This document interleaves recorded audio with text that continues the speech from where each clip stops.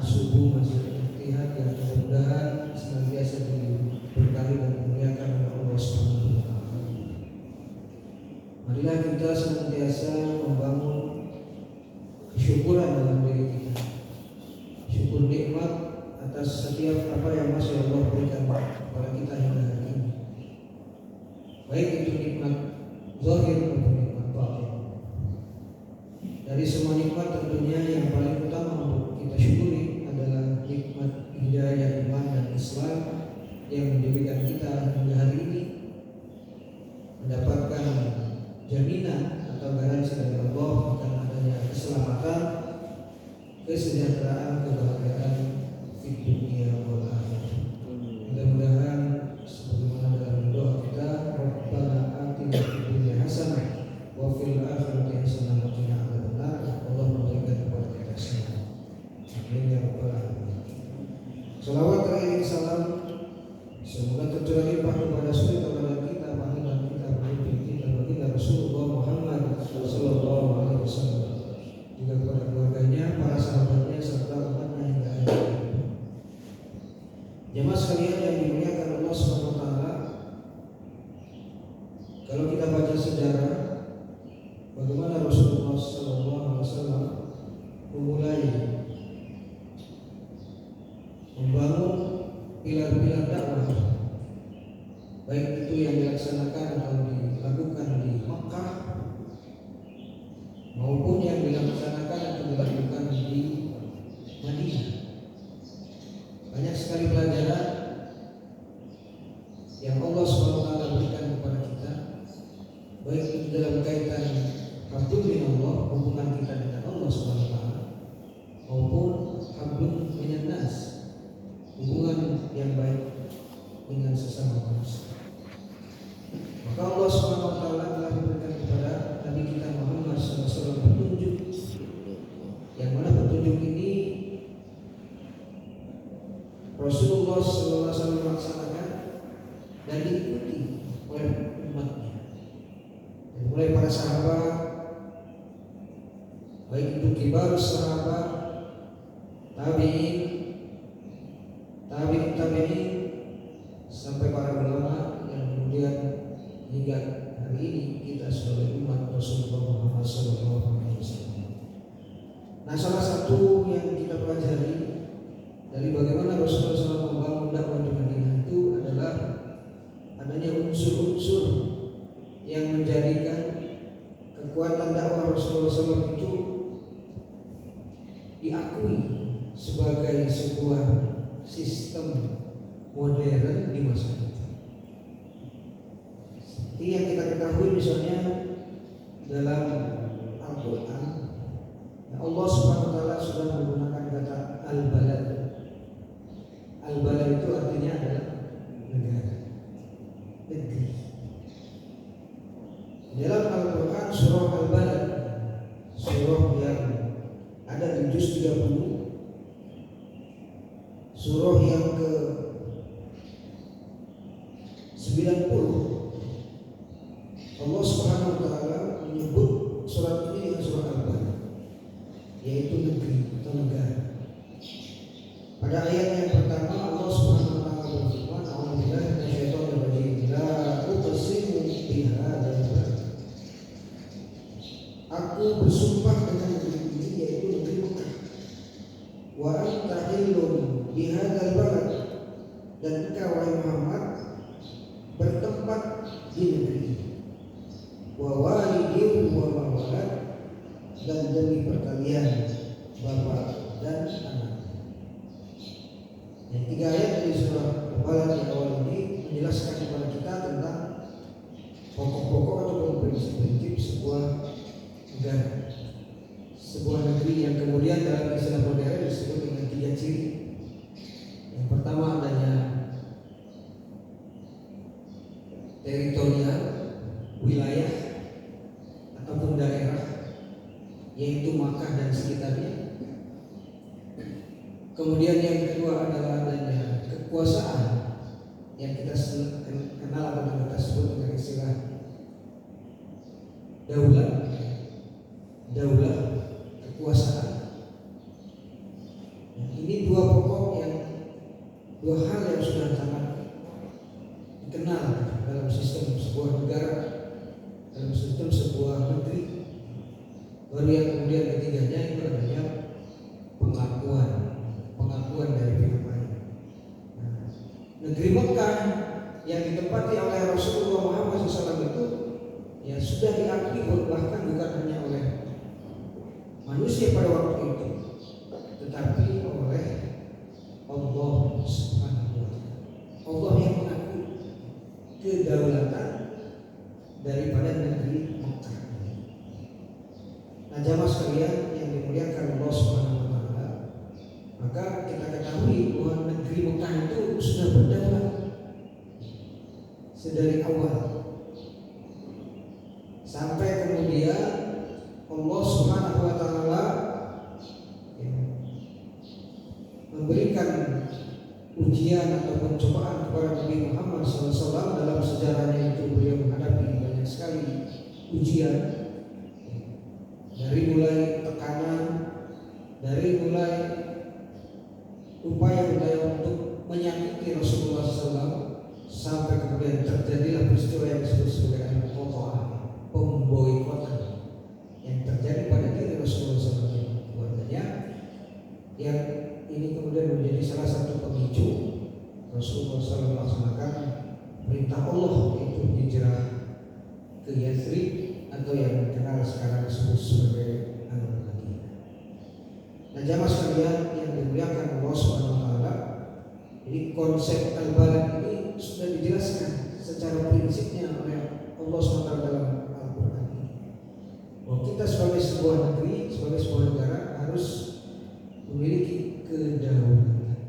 Nah, kedaulatan yang tertinggi tentunya adalah berada di tangan Allah Subhanahu wa Ta'ala, yang maha mengatur, yang maha menentukan, yang maha membuat keputusan ataupun membuat peraturan ataupun membuat kebijakan tertinggi yang dalam kehidupan umat manusia melalui syariat Allah Subhanahu wa Ta'ala. Itulah yang menjadi kedaulatan tertinggi dalam sebuah negara, dalam sebuah negara. Nah, oleh karena itu dalam syariat Allah SWT itu diatur apa yang berkaitan dengan akidah, berkaitan dengan hubungan manusia dengan Allah Subhanahu wa Ta'ala, dari mulai keyakinan terhadap ketuhanan dan keesaan, kemahaesaan Allah Subhanahu wa Ta'ala, sampai kemudian masalah ibadah, masalah Tuhan, kemudian juga muamalah, kemudian juga yang berkaitan dengan nilai ataupun akhlak di tengah-tengah kehidupan. Inilah syariat Allah SWT yang menjadikan sebuah negeri, sebuah negara, sebuah tempat itu berdaulat di hadapan Allah Subhanahu wa Ta'ala. Nah, jamaah sekalian yang dimuliakan Allah Subhanahu wa Ta'ala, kalau kita kaitkan dengan apa yang hari ini kita rasakan ya, sebagai bangsa Indonesia, sebagai warga negara Indonesia yang usia kemerdekaannya itu sudah mencapai 81 tahun. 81 tahun ini waktu yang sudah sangat panjang, yang sudah sangat lama. Kalau diukur dari tingkat kemapanan dalam Al-Quran itu kan 40 tahun. Kalau sekarang kita sudah 81 tahun, berarti 2 kali lipatnya lebih. 2 kali lipat lebih setahun, bahwa kita ini sebagai bangsa sudah matang, sudah dewasa, dan sudah selayaknya mendapatkan semua harapan dan keinginan yang baik. Apakah itu keadilan, apakah itu kesejahteraan, apakah itu kedamaian dan ketentraman dan semua kebaikan yang kita inginkan, yang kita harapkan ketika kita hidup di atas muka bumi. Nah, oleh karenanya seperti yang kita ketahui bahwa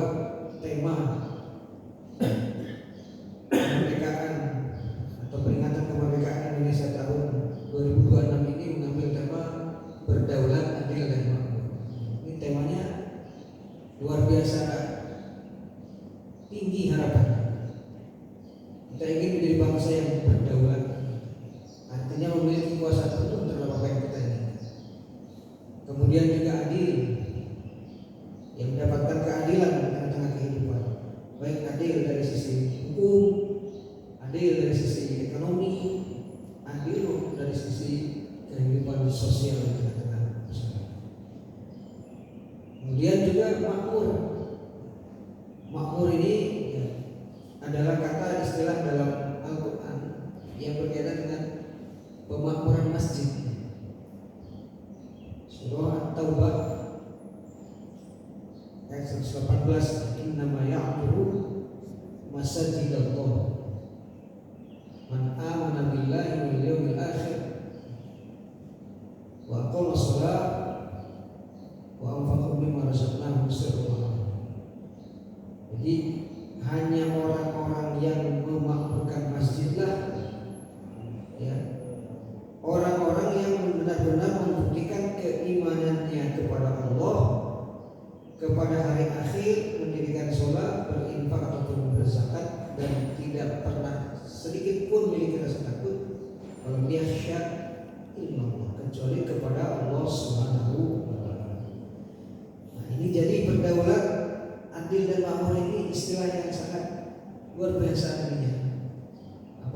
Maknanya kalau kita ingin wujudkan di tengah-tengah kehidupan kita.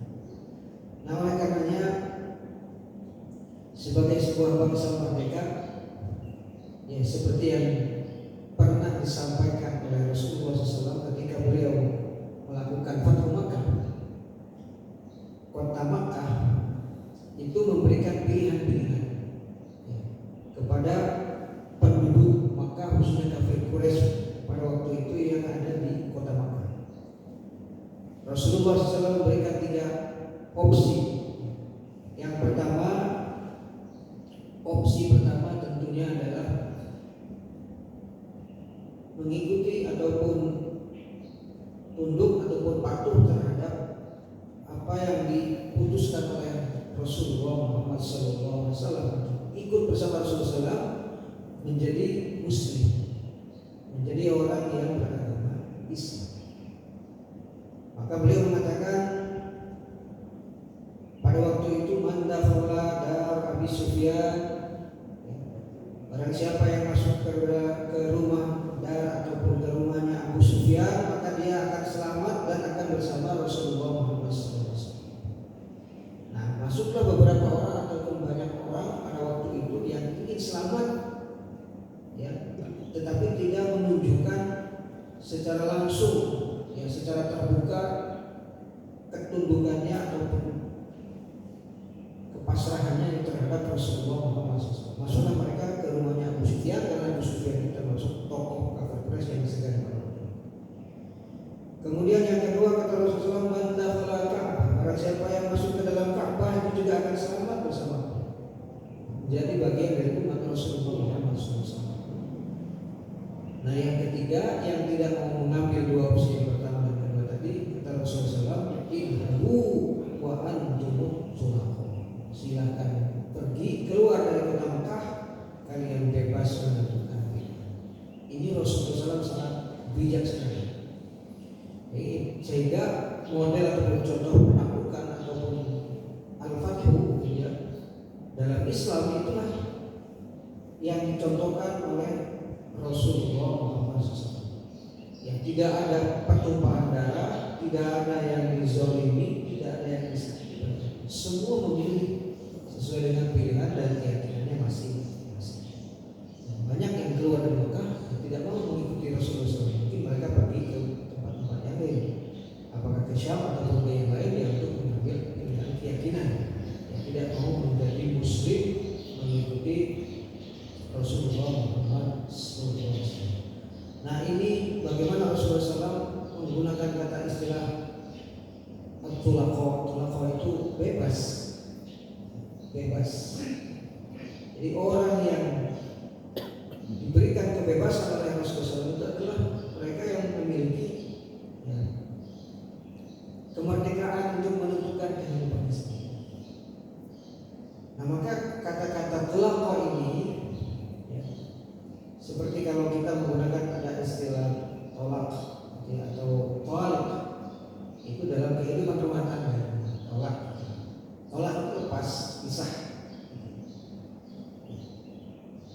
Misalnya ketika ada ucapan seorang suami kepada istrinya, anti tolib,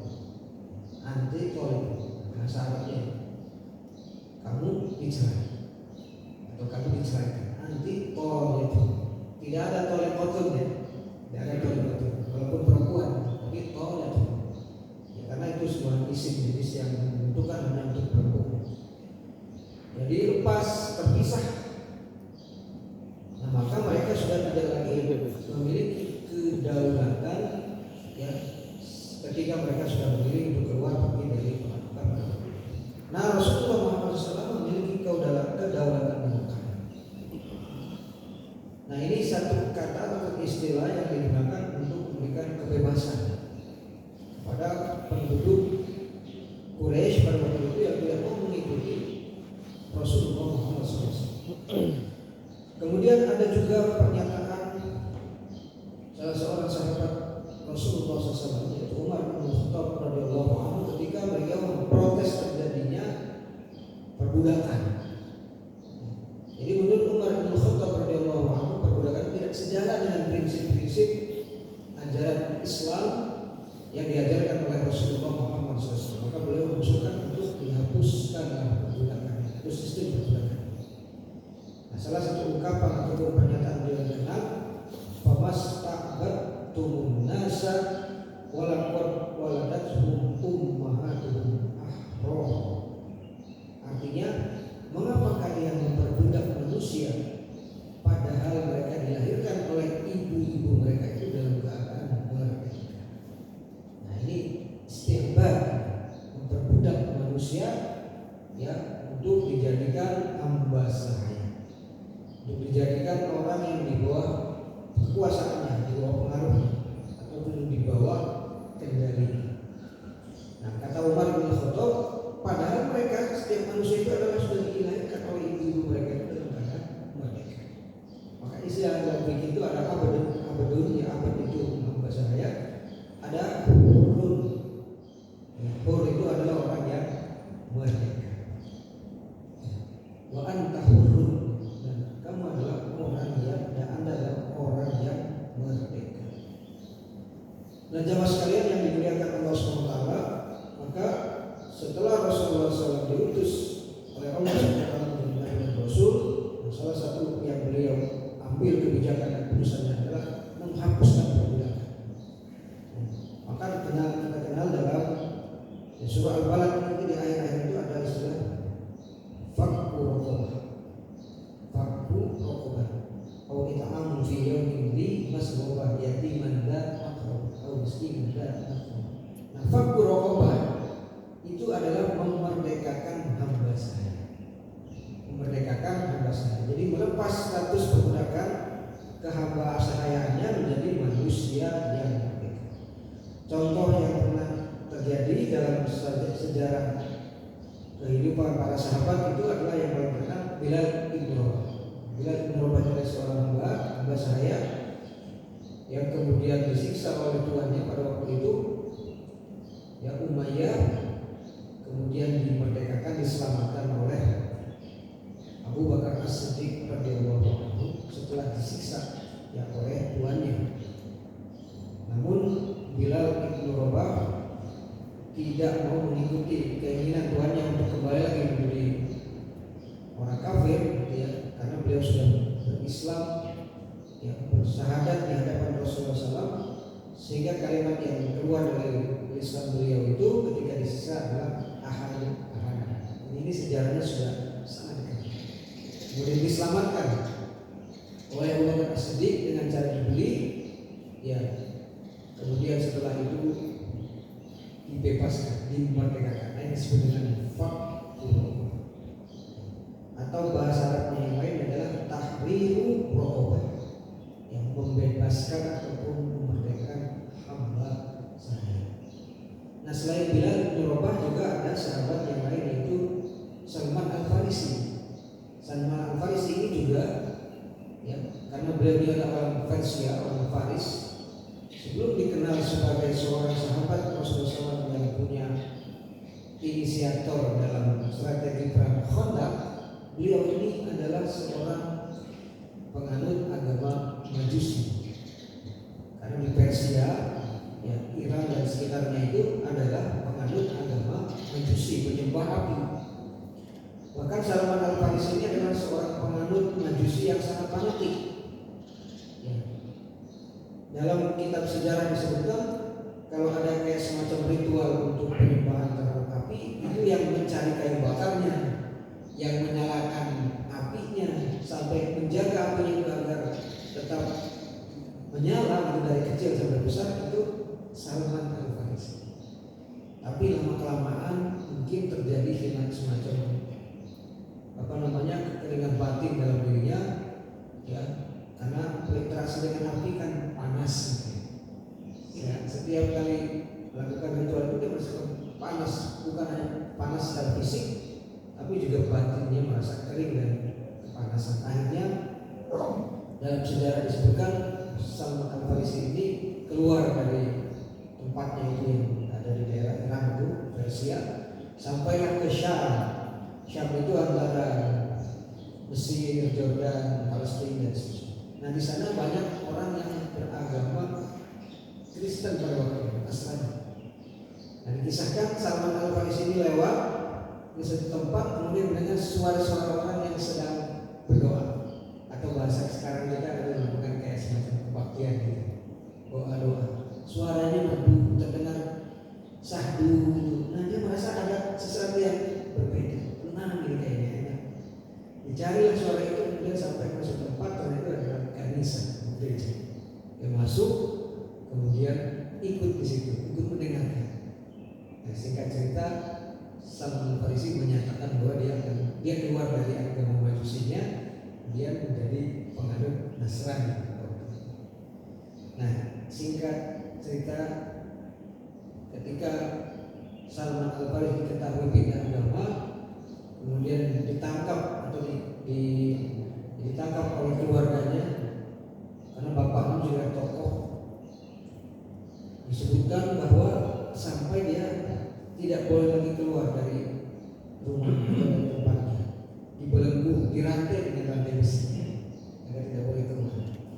Tapi Allah menakdirkan lain, ada yang menyelamatkan, sampai kemudian Salman Al-Farisi ini diperjualbelikan menjadi seorang budak atau hamba sahaya.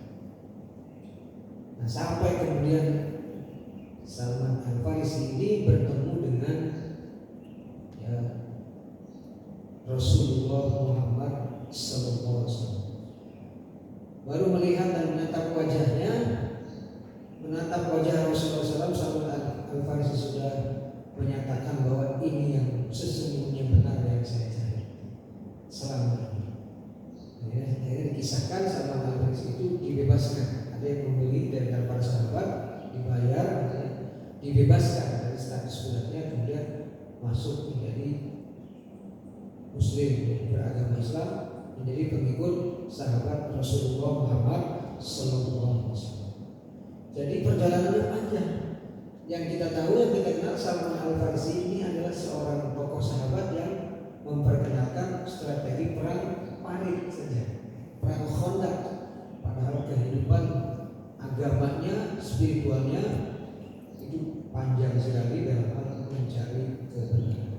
Nah, Salman Al-Farisi ini contoh orang yang bebas, orang yang merdeka, yang kemudian namanya tercatat sebagai tokoh sahabat yang mulia, ya, bersama Rasulullah Muhammad SAW.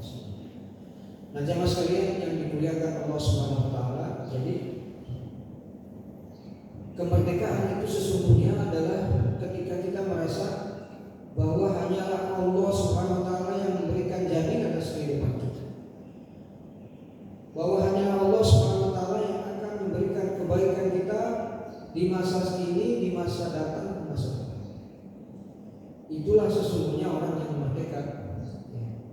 Seperti yang dikatakan, ya, oleh Umar Ibn Khattab tadi, bahwa pada prinsipnya kita ini dilahirkan oleh orang tua kita, oleh ibu-ibu kita itu adalah manusia yang merdeka. Nah, maka di antara pengertian dari orang yang merdeka itu dikemukakan lagi oleh salah satu tokoh sahabat yang lain yang bernama Ribhi bin Amir. Beliau mengatakan bahwa yang maksud dengan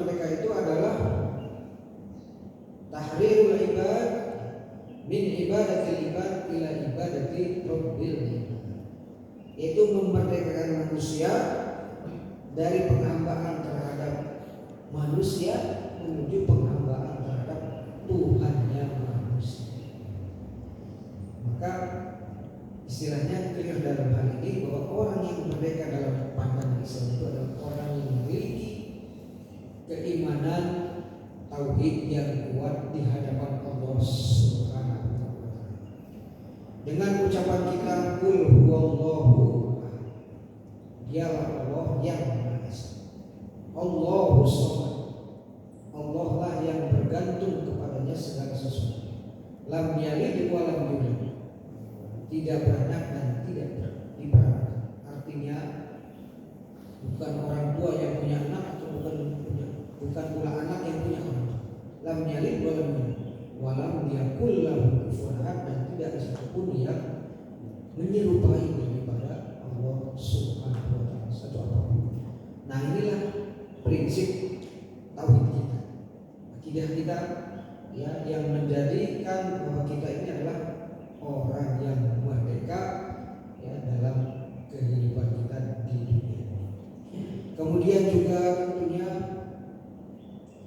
kita membaca dalam ayat Al-Quran surat Al-Baqarah ayat 25 yang kita kenal dengan istilah ayat kursi.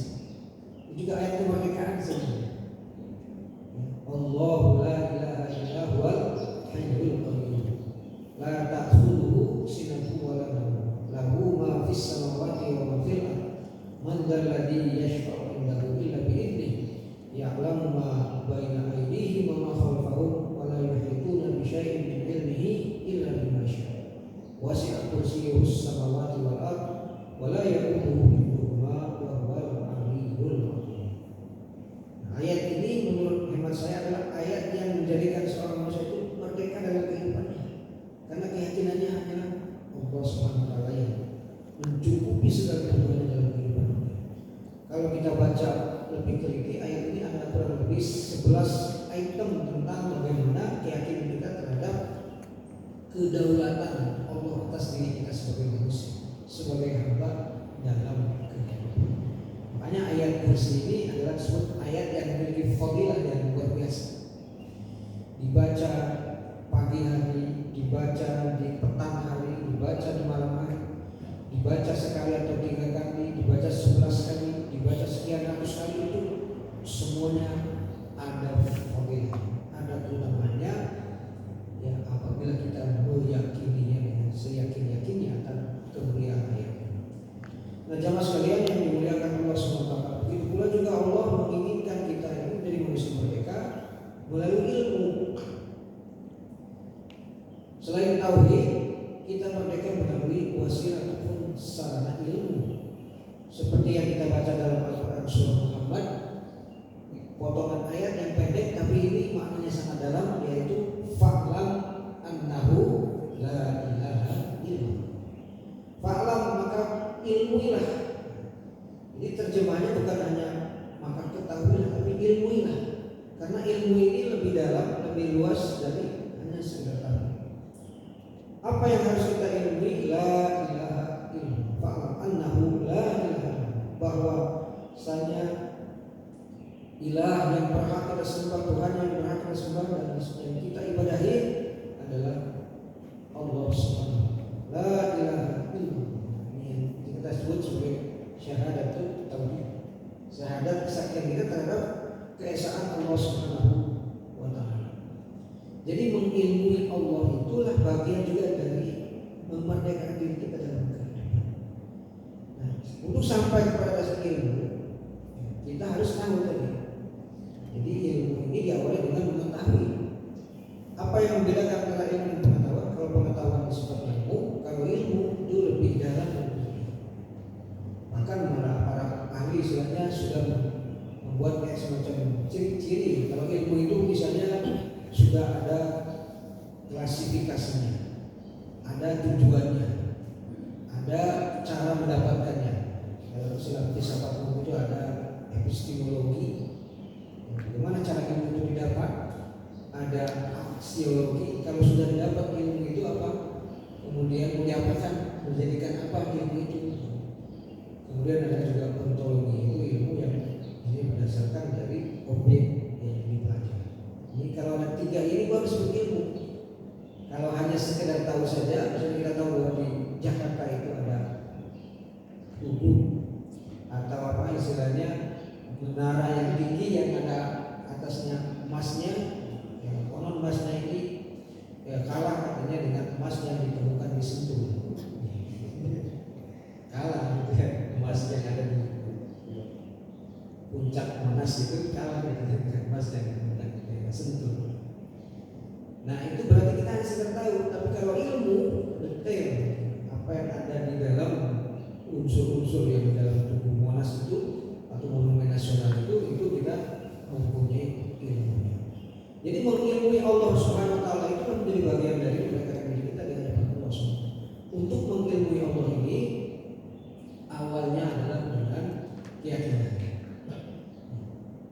keyakinan atau ilmu yakin bahwa Allah SWT adalah Tuhan kita, bahwa Allah SWT adalah Rabb kita, bahwa Allah SWT adalah Tuhan kita.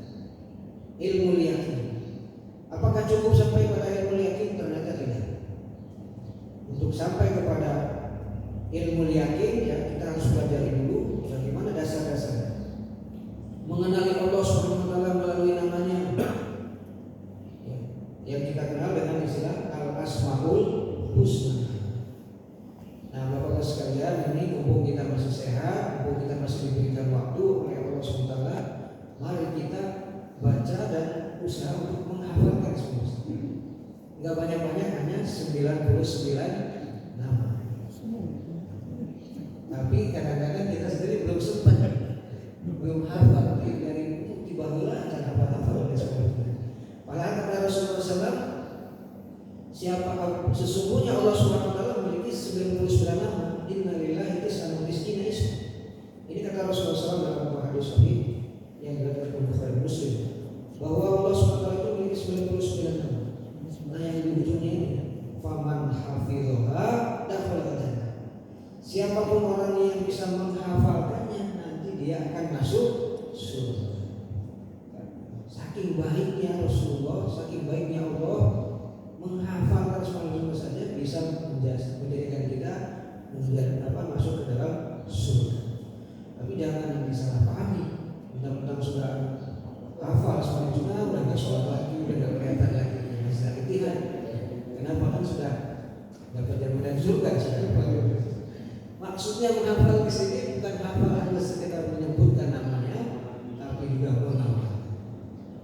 Allah Maha Rahman, Allah Maha Pengasih, Ar-Rahim, Al-Malik, Al-Qudus, As-Salam, Yasif. Nama-nama Allah ini yang kita ingat, kita hafal dan kita berusaha untuk mewujudkan dalam kehidupan. Kalau Allah Maha Kasih, Maha Sayang, Maha Penyayang, kita juga sebagai manusia memiliki sifat Allah. Sebagaimana Rasulullah pun diutus menjadi rahmat. Wa ma arsalnaka illa rahmatan lil alamin. Nah ini sedikit-sedikit kita cicil, mungkin seminggu 3, tak terasa 99. Kan sekarang sudah ada nadanya gitu ya, atau sudah ada dengan menggunakan ritmenya itu lebih mudah lagi, lebih gampang memudahkan kita untuk bisa mengingat dan menghafal asma. Jadi mengenali Allah melalui namanya, melalui sifat-sifatnya, sifat-sifat Allah Subhanahu Wa Taala yang baik yang kemudian dikemukakan oleh para ulama yang terdahulu. Ada sifat wajib, ada sifat mustahil, ada sifat jaiz, ataupun sifat yang memang tidak masuk dalam 3 kategori tadi, tapi ada dalam Al-Quran. Itu juga perlu kita ketahui sebagai sifat Allah Subhanahu Wa Taala. Nah yang ketiga yang kita tidak masuk ke dalam wilayah itu adalah mengetahui zat Allah Subhanahu Wa Taala. Itu urusannya Allah. Zat Allah Subhanahu Wa Taala. Nama, sifat dan zat itu yang ada pada diri Allah Subhanahu Wa Taala. Nah untuk mengilmuinya, memang kita harus banyak mempelajarinya dengan melalui para ulama. Nah jamaah sekalian yang dimuliakan Allah Subhanahu Wa Taala, jadi ilmu juga menjadi sarana kita untuk bisa mewujudkan kemerdekaan dalam diri. Yarfa'illahu alladziina aamanu minkum walladziina utul ilma darajat. Allah akan mengangkat, Allah akan meninggikan derajat orang-orang yang yang beriman dan yang orang-orang berilmu dengan benar. Atau dalam Quran surat Az-Zumar Allah juga menyinggung bahwa tidak akan sama antara orang yang beriman dengan orang yang tidak beriman. Maksudnya apa? Agar kita berusaha untuk menjadi orang yang memiliki ilmu. Qul hal yastawil ladzina ya'lamun wal ladzina la ya'lamun. Nah, jemaah sekalian yang dimuliakan Allah Subhanahu wa taala, maka sekali lagi mari kita syukuri semua apa yang sudah Allah berikan kepada kita hari ini. Ya, negeri al-balad, ya, seperti yang Allah jadikan sumpahnya dalam ayat ini, yaitu Mekah atau Makkah adalah sebagai contohnya. Allah jadikan negeri Mekah ini sebagai sumpah tempat teritorial wilayah di mana disitulah adanya keamanan, disitulah adanya kedamaian, disitulah adanya keadilan, disitulah adanya kesejahteraan. Seperti mungkin sampai hari ini ya kita alhamdulillah selalu mendapatkan berita bahwa negeri teraman atau negara teraman di dunia ini adalah Mekah. Begitu luar biasanya perang antara Amerika, Iran melawan Israel, yang mana Israel dibantu atau didukung oleh Amerika dengan rudal roket yang luar biasa. Ya, kecanggihannya itu kalau dulu ada istilah supersonik, katanya kecepatannya melebihi kecepatan suara, sekarang ada hypersonik. Mungkin kita tahu ini karena ada perang ini. Seperti apa? Ya, nah Indonesia ini belum sampai ke situ, belum punya supersonik, belum punya hypersonik. Baru mau dibuka fakultas ilmu keroketan, baru mau dibuka ya, nah, baru mau dibuka aja baru berpikir. Nah ini sekali lagi adalah negeri yang aman dan Mekah yang jadi contoh. Bisa kita rasakan kalau kita masuk kota Mekah. Bahkan dalam ada melaksanakan ibadah haji dan umroh, ketika melihat Ka'bah itu ada doanya.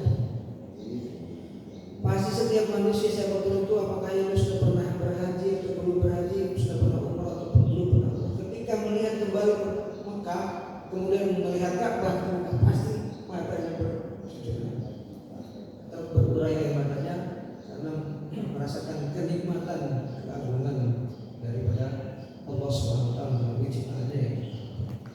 Nah, jemaah sekalian yang dimuliakan Allah Subhanahu wa taala, tentu harapan kita seperti hanya Allah tadi menjamin kota Mekah menjadi kota yang aman, ya. Seperti juga dalam at-tin yang Allah at-tin, wat-tini waz-zaitun, wa turi sini wa hadzal baladil amin. Negeri yang amin ini adalah negeri yang aman, damai, tentram, sejahtera, sentosa, makmur, Kemudian juga dalam doa yang lain Allah memberikan kepada kita sebuah nilai pelajaran yang sangat penting. Rabbi ja'al hadza baladan aminan. Ya Allah, jadikan negeri ini yang negeri Mekah negeri yang aman. Nah, maka dalam kaitan ketika kita memperingati kemerdekaan Republik Indonesia ini, sudahkah kita bisa menjadi negeri yang seperti halnya Allah berikan kepada negeri Mekah yang negeri yang aman? Nah, ini jawabannya ada pada para pemimpin-pemimpin kita ini. Pemimpinnya adalah pemimpin yang memiliki tanggung jawab untuk mewujudkan keadilan, keamanan, ketentraman dan seterusnya. Nah, maka kita sebagai rakyatnya, harapan kita adalah pemimpin-pemimpin kita ini pemimpin yang adil. Pemimpin yang adil ini menjadi urutan pertama ketika semua manusia itu tidak akan mendapatkan jaminan naungan dari Allah SWT.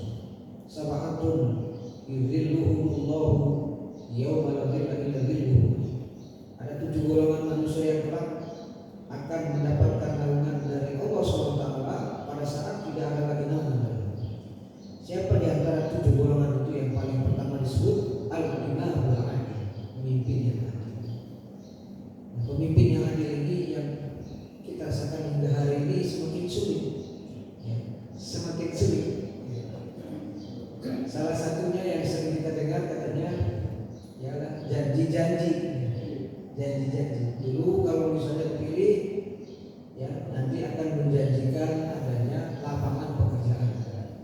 Nah sekarang bukan lapangan pekerjaan, tapi banyaknya pengangguran.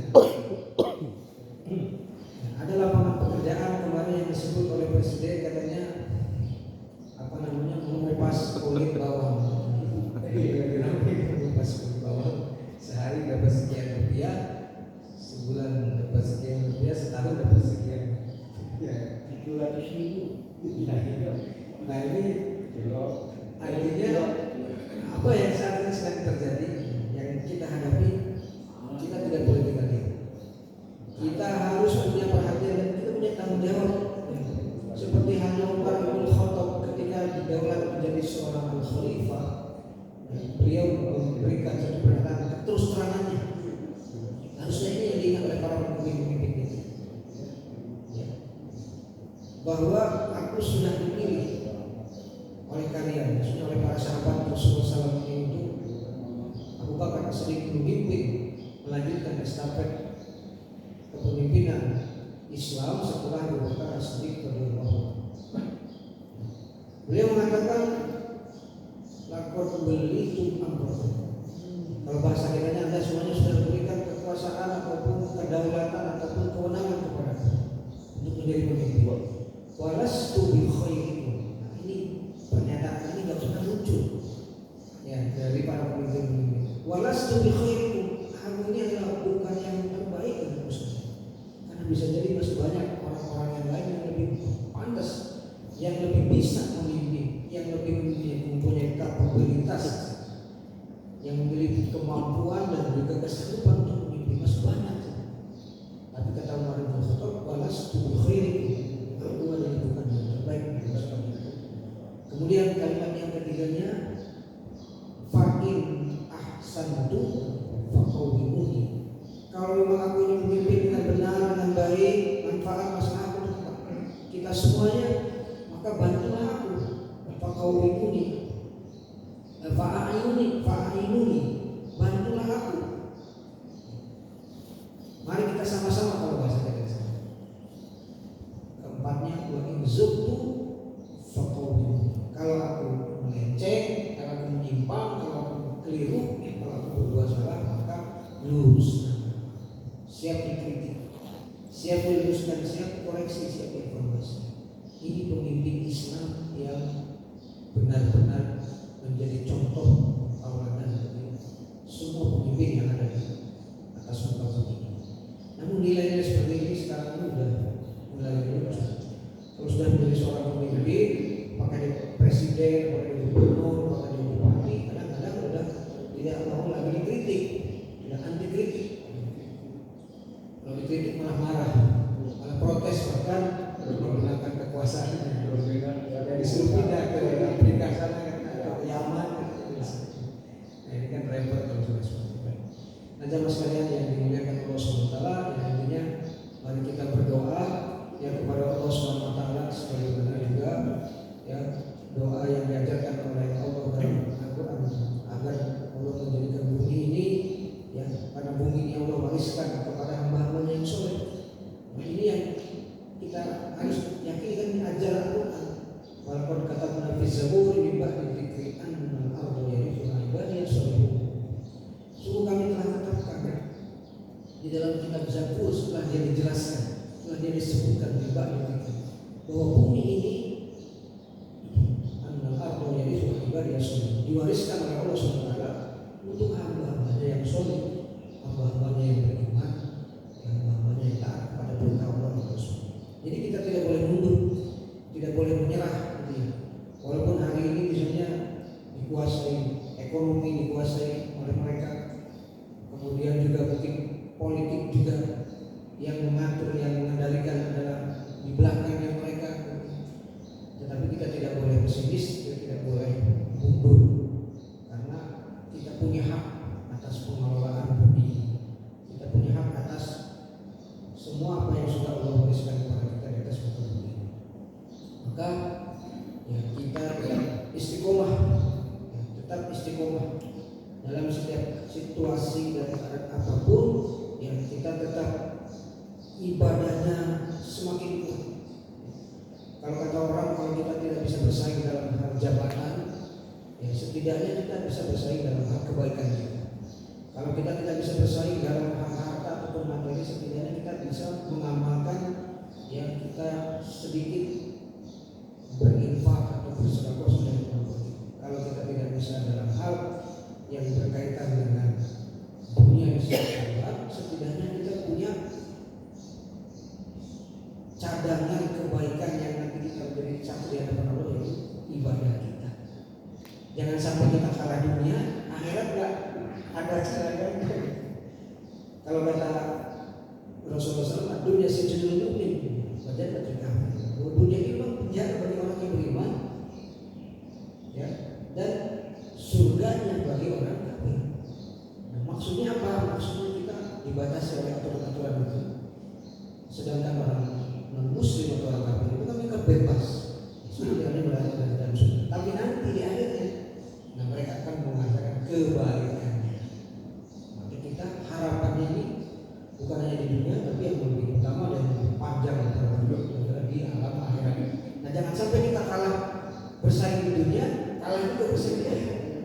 Nah, kalau kita bisa bersaing, ya dua-duanya, dunia kita kuasai, akhirat juga kita mendapatkan keistimewaannya dari Allah Subhanahu wa Ta'ala.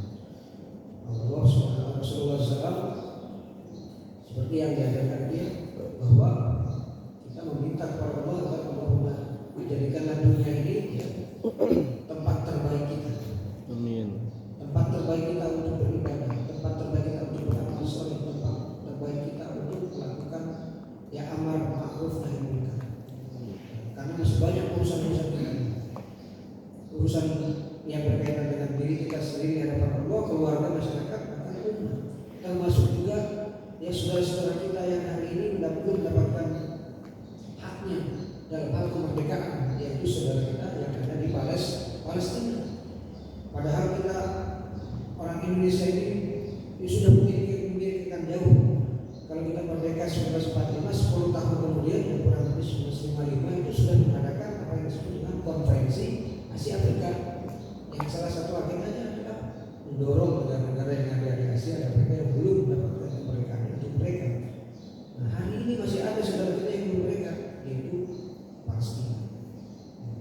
Ini juga menjadi perhatian. Tapi tetap ya, sebanyak apapun problem urusan kita, tapi kita harus yakin akan datangnya pertolongan dari Allah Subhanahu wa Ta'ala. Subhanallah wa fathul qarib. Kata Abu Ala al-Mawdudi, umat Islam dimanapun berada, apalagi kita sebagai mayoritas umat Islam di seluruh dunia ini, seperti kita sedang berada di tengah ilalang, sedangkan di tangan kita itu hanya ada sebilah pisau. Ketika kita melihat kanan kiri kita banyak ilalang, kemudian di tangan kita adalah sebilah pisau, apakah kita kemudian pasrah menyerah ya, biar ilalang bertumbuh tinggi dan menutupi diri kita, atau kita berusaha dengan sebilah pisau itu untuk tetap memotong? Kata Abu Ala al-Mawdudi, tetap dengan sebilah pisau itu potong aja yang kita bisa. Siapa tahu dengan usaha kita ini dan kita itu, Allah nanti memberikan tiba-tiba dari ilalang yang terbuka itu ada sebilah pedang. Kalau dengan sebilah pedang kita lebih kuat lagi, lebih besar lagi usaha kita untuk membabat ilalang. Sampai kemudian Allah datangkan kepada kita traktor, dengan traktor itu bisa membabat ilalang itu dengan maksimal sesuai dengan rencana kita. Itulah posisi kita di hadapan Allah, berusaha berikhtiar sesuai dengan rencana Allah kita, sambil terus berdoa meminta mohon pertolongan dan kekuatan dari Allah SWT. Baik jemaah sekalian yang dimuliakan Allah SWT, demikian mungkin sedikit dari tadabbur dari beberapa Al-Quran yang bisa kita sampaikan pada kesempatan pagi hari ini. Mudah-mudahan Allah memberkahi kita, memberikan kekuatan dan keistiqomahan kita dalam menjalani kehidupan ini, agar tetap berada dalam jalan kebenaran siratal mustaqim yang diridhoi oleh Allah Subhanahu wa Ta'ala. Amin ya rabbal alamin. Wallahu a'lam bishawab. Wabillahi taufiq wal hidayah. Subhanakallahumma wa bihamdika asyhadu an la ilaha illa anta astaghfiruka wa atubu ilaik. atubu ilaik. Wassalamualaikum warahmatullahi wabarakatuh. Waalaikumsalam.